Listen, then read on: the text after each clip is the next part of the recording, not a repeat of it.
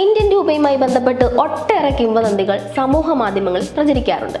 നോട്ടുകളാകട്ടെ നാണയങ്ങളാകട്ടെ തെറ്റായ പ്രചരണങ്ങളിലൂടെ ഇവ വാങ്ങിക്കുന്നത് പോലും ഒരു കാലത്ത് വ്യാപാരികൾ നിർത്തിവെച്ചിരുന്നു. നാണയങ്ങളുമായി ബന്ധപ്പെട്ടുള്ള വ്യാജ വാർത്തകൾ ധാരാളം പ്രചരിക്കുന്നുണ്ട്. അക്കാര്യത്തിൽ വ്യക്തത വരുത്തിയിരിക്കുകയാണ് റിസർവ് ബാങ്ക് ഓഫ് ഇന്ത്യ. അടുത്തിടെ വാട്സപ്പ് വഴി ആളുകളിലേക്ക് RBI എത്തിച്ച സന്ദേശത്തിൽ പറയുന്നത് ഇപ്രകാരം: വ്യത്യസ്ത ഡിസൈനുകളിലുള്ള നാണയങ്ങൾ സാധുവാണെന്നും ഒരേ മൂല്യമുള്ള വ്യത്യസ്ത ഡിസൈനിലുള്ള നാണയങ്ങൾ ഒരേ സമയം വിപണിയിൽ ഉണ്ടായിരിക്കുമെന്നും RBI വ്യക്തമാക്കുന്നു.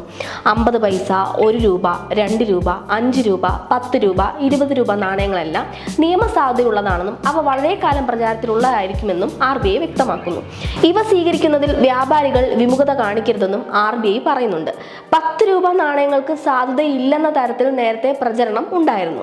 ഇതേ തുടർന്നാണ് രാജ്യത്തെ വ്യാപാരികൾ, ബസ് തൊഴിലാളികൾ തുടങ്ങിയവർ 10 രൂപ നാണയം സ്വീകരിക്കാൻ തയ്യാറായില്ല. എന്നാൽ അവയുടെ നിയമസാധുത RBI വ്യക്തമാക്കിയതോടെ കാര്യങ്ങൾ മാറിമറിഞ്ഞു. നിലവിലും ഇത്തരം നാണയങ്ങൾ സ്വീകരിക്കാൻ തയ്യാറാകാത്ത വ്യാപാരികൾ ഉണ്ടെന്നാണ് വിവരം. അതേസമയം 50 പൈസ മുതലുള്ള എല്ലാ നാണയത്തിനും സാധ്യതയുണ്ടെന്നാണ് RBI നിലവിൽ വ്യക്തമാക്കുന്നത്. ഇതോടെ നാണയവുമായി ബന്ധപ്പെട്ട അഭ്യൂഹങ്ങളിൽ വ്യക്തത വന്നിരിക്കുകയാണ്.